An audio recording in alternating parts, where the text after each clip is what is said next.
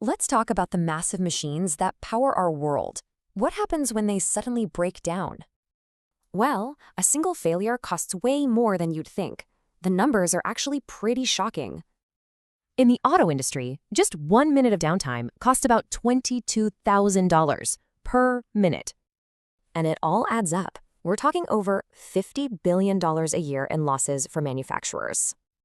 So what's the usual suspect? Over half of all motor failures come down to one thing: bearing faults. Yup, this little part right here. It goes from running perfectly smooth to completely destroyed. So how do we stop this from happening?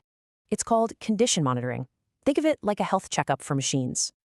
You can literally check if a machine has a fever by looking for these telltale hotspots. Or you can listen for a wobble, tiny vibrations that act as an early warning sign. And you can even check its electrical heartbeat, kind of like taking its pulse to spot issues. But with all these options, what's the best way to do it? Because it turns out one tool isn't enough. There's a really smart 3-step approach. Find the biggest risks, then pick the best combo of tools.